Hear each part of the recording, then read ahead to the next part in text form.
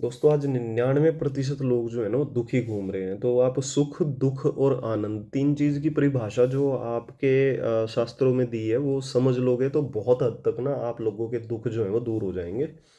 और आप ये जो भागा-दौड़ी कर रहे हो ना सुख ढूँढने के लिए वो बहुत हद तक आपको पता चल जाएगा। क्योंकि किसी भी चीज़ को जब ढूँढना होता है ना तो उसके लिए उसकी परिभाषा पता होना चाहिए कि आपको ढूँढना क्या है। तो सुख का मतलब क्या होता है? सु मतलब अच्छी और ख मतलब इंद्रियाँ।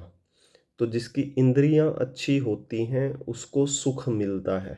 अब इंद्रियाँ आपको पता है 5 इंद्रियाँ हैं आँख, कान, नाक, मुँह और त्वचा। तो ये अच्छे होने चाहिए। अच्छे होने का मतलब है इनसे आप कभी गलत काम मत करना। तो अगर इनसे गलत काम नहीं होंगे तो ये ऑटोमैटिकली आपको सुख देंगे। दूसरा होता है दुःख।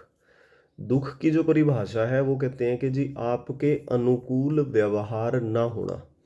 मतलब जब आप सोचते हो ना कि मेरे से अगला बंदा जो है वो मेरे अनुकूल व्यवहार करे और वो अनुकूल ना करके प्रतिकूल व्यवहार करता है, आपके अगेंस्ट में व्यवहार करता है, तो आपको दुख आता है।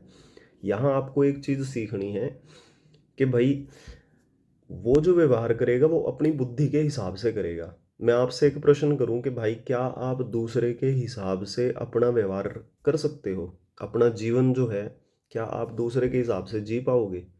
तो आप कहोगे नहीं भाई मेरी ज़िंदगी है मुझे अपने हिसाब से जीना है। बस यही चीज़ दूसरे की है भाई, उसकी ज़िंदगी है उसको अपने हिसाब से जीनी है। तो जब आप अपनी ज़िंदगी दूसरे के हिसाब से नहीं जी सकते तो वो आपके हिसाब से ज़िंदगी क्यों जिएगा? बस इतना दिमाग में रख लेना। तो आप कभी किसी से ये उम्मीद नहीं करोगे वो मेरे हिसाब से व्यवहार करे। तो ये दुःख का कारण वही होता है, बस और कुछ नहीं है। तीसरा आ जाता है आनंद।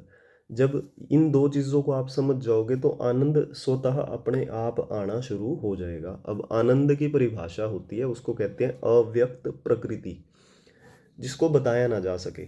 अव्यक्त का मतलब हो जाता है जिसको बताया ना जा सके। अब जब आप ऐसी स्थिति में पहुंच जाओगे जहां आपको बोलने का दिल नहीं करता, आप चुपचाप रहते हो, आप अपने में मस्त हो जाते हो क्योंकि सुख और दुख आपको पता चल गया। आप दूसरे से उम्मीद रखोगे नहीं तो आप अपने आप आनंद में आना शुरू हो जाते हो। तो जब कुछ बताया ना जा सके किसी चीज़ के बारे में, कुछ भी आपकी राय नहीं रहेगी, आप कहोगे भाई ठीक है जो जीवन में हो रहा है ना बढ़िया है, तो आप ऑटोमेटिकली आनंद में आ जाओगे। तो बस ये 3 चीज़ें हैं भाई, आपने सीख लिया आप अपने जीवन को बहुत अच्छे से काट सकते हो। नहीं तो भाई आज के समय में जो इतना बुरा हाल हुआ पड़ा है आपके चारों तरफ, उसमें आप आनंद में आने के लिए आप बहुत मुश्किल हो जाएगा आपका, क्योंकि आप उस सुख और दुख में उलझे फिरोगे।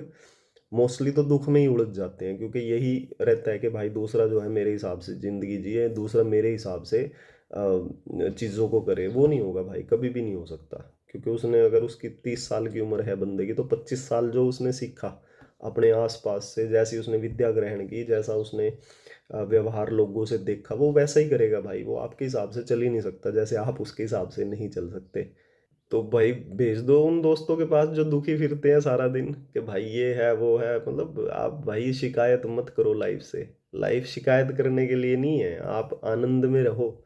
आनंद में रहने के लिए सुख का पता करो, आपकी इंद्रियां अच्छी रहें। दूसरों से आप कोई एक्सपेक्टेशन मत रखना तो आप आनंद में अपने आप आ जाओगे।